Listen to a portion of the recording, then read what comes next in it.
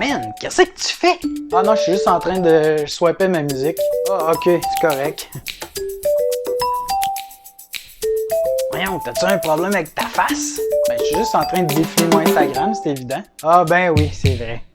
Aussi loufoque que cette mise en scène puisse paraître, eh bien, elle reflète la réalité qui est à nos portes. Parce que sous Android 12, il va être possible de contrôler les actions de notre téléphone grâce aux expressions de notre visage. Le programme Android Accessibilité Suite a une nouvelle fonctionnalité, le Camera Switch. Elle permet de naviguer et de déclencher des actions de notre téléphone via les expressions de notre visage. Google avait déjà expérimenté ça avec son Pixel 4, avec les capteurs frontaux, mais c'était seulement qu'avec les gestes de la main pour contrôler certaines actions. Mais maintenant, sous Android 12, dans le menu d'accessibilité, on nous offre l'option de pouvoir naviguer dans notre téléphone sans aucunement utiliser l'écran tactile. Une fois la fonction activée, c'est la caméra frontale qui prend le relais, afin d'identifier et détecter chaque mouvement du visage et expression. Et Android, il va en grand, parce que plusieurs expressions du visage sont prises en compte.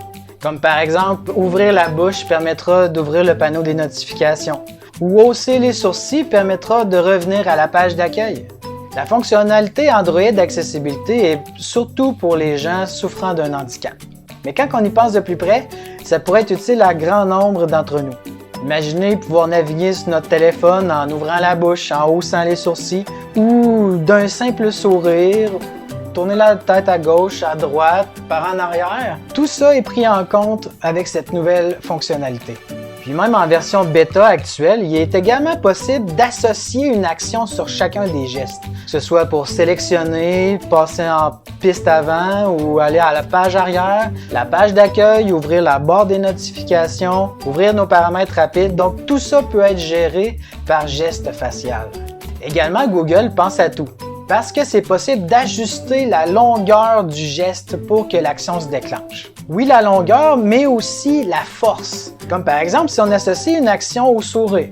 Certaines personnes sourient moins que d'autres, sont moins capables d'avoir un grand sourire. Donc, c'est possible de dire l'ampleur du geste, mais également le temps du geste.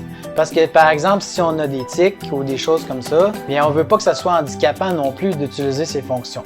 Ou bien même juste un sourire où on tourne la tête à gauche puis il y a une action qui se déclenche, mais on veut pas ça. Donc on veut que ça soit vraiment naturel, qu'on porte un geste puis que le téléphone le détecte et non pas qu'il capte chacun de nos gestes puis que le téléphone il nous pitch plein d'affaires d'en face là.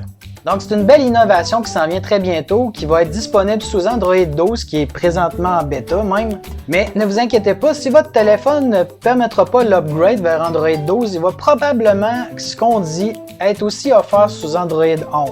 Donc peu importe le téléphone Android qu'on a sous la main, mais cette fonctionnalité va être disponible chez nous.